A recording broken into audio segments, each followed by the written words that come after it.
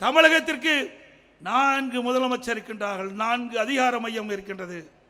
1 திரு ஸ்டாலின், 2 உதயநிதி ஸ்டாலின், பிறகு திரு ஸ்டாலினுடைய மனைவி, பிறகு அருமையா சொல்றீங்க. நான் முதலமைச்சராக தேர்ந்தெடுத்து அவையிலே அமர்ந்திருக்கின்றேன். அமைச்சர் சகாக்கள் அமர்ந்திருக்கின்றார்கள். அவர் மேஜின் மீது ஏறி நடனமாடினார்கள் திமுக சட்டமன்ற உறுப்பினர். இப்படி கேவலமான செயலில் ஈடுபட்ட கட்சி திமுக கட்சி என்பதை நாம் உணர வேண்டும். இவர்கள் எப்படி நாட்டு மக்களுக்கு நன்மை செய்வார்கள்? ஒரு சட்டமன்ற மாமன்றத்திலே இப்படிப்பட்ட கேவலமான முறையில் நடந்து கொண்ட கட்சி திமுக கட்சி. அதுக்கு பிறகு பெரும்பான்மை நிரூபிக்கப்பட்டது. அது தாக்கு பிடிக்க முடியாமல், அதை தாங்கிக் கொள்ள முடியாமல் திரு ஸ்டாலின் அவர்கள் வெளியிலே வந்து சட்டையை கிழித்துக் கொண்டு வெளியிலே வந்தார்.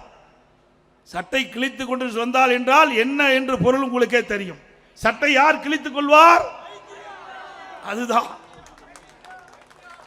அதேபோல் 2026 சட்டமன்ற தேர்தலும் அண்ணா திமுக பெரும்பான்மையான இடங்களிலே வெற்றி பெற்று ஆட்சி அமைக்கும். அதே நிலையிலே தான் ஸ்டாலின் இருப்பார். ஸ்டாலின் அவர்களே, அண்ணா திமுக தாக்க தாக்க அண்ணா திமுக வளர்ந்து கொண்டுதான் இருக்கும். இன்றைக்கு ஆட்சி பொறுப்பேற்று 4.5 ஆண்டு காலம் நிறைவேற்று பெற்றுவிட்டது. இந்த 4.5 ஆண்டு திராவிட முன்னேற்ற கழக ஆட்சியில் என்ன சாதனை படைத்தீர்கள்? தமிழ்நாட்டு மக்களுக்கு சிந்தித்து பாருங்கள்.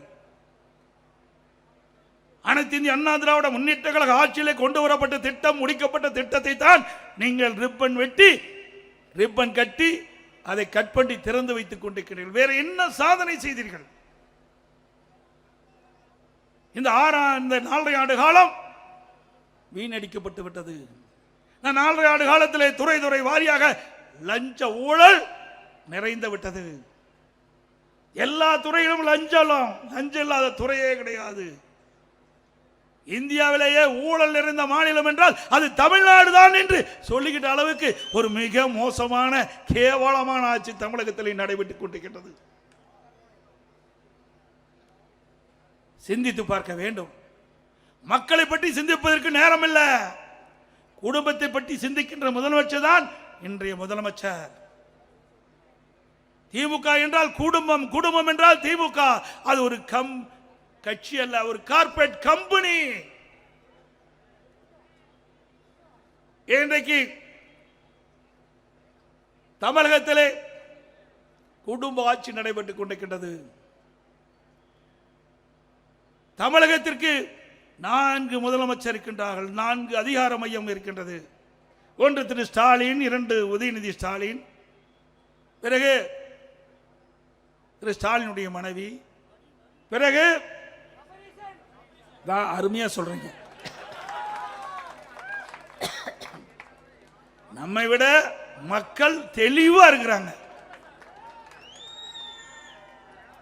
4 அதிகார மையங்கள் தமிழகத்தை ஆட்டி படைத்துக் கொண்டிருக்கின்றது. வீட்டு மக்களை பற்றி சிந்திக்கக்கூடிய முதலமைச்சர் ஸ்டாலின் அவர்கள். 4 அதிகார மையங்களும் இன்னைக்கு மக்களை ஆட்டி படைத்துக் கொண்டிருக்கின்றது. அதனால்தான் லஞ்ச லாவண்யம் இன்றைக்கு தாண்டவம் ஆடிக்கொண்டிருக்கின்றது. இன்றைக்கு திராவிட முன்னேற்ற கழக அமைச்சரவையில் இடம்பெற்றிருந்த நிதி அமைச்சராக இருந்த திரு பழனிவேல் தியாகராஜன் அவர் ஒரு கருத்தை சொன்னார். எல்லா ஆடியோலையும் வந்தது. இதுவரைக்கும் ஸ்டாலின் மறுக்கல, எதிர்ப்பு தெரிவிக்கல. அப்பொழுது அவர் அந்த ஆடியோவில் வெளியிட்ட கருத்து,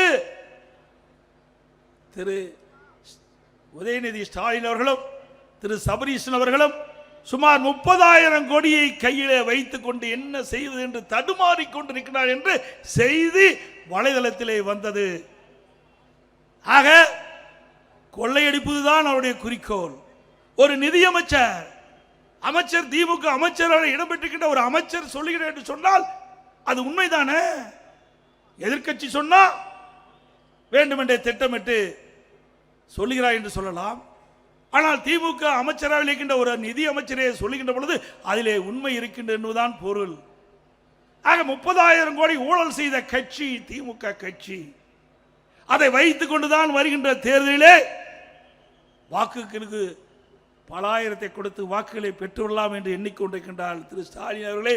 தமிழ்நாட்டு மக்களை பொறுத்த வரைக்கும் விழிப்புணர்வு உள்ள மக்கள், அறிவு கூர்மை உள்ள மக்கள், யார் ஆட்சிக்கு வர வேண்டும் யார் வரக்கூடாது என்று தீர்மானிக்கக்கூடிய சக்தி படைத்த மக்கள். கொள்ளையடிக்கின்ற கட்சி தேவையா சொல்லுங்க? கொள்ளையடிக்கின்ற கட்சி ஆட்சியில் இருக்க வேண்டுமா?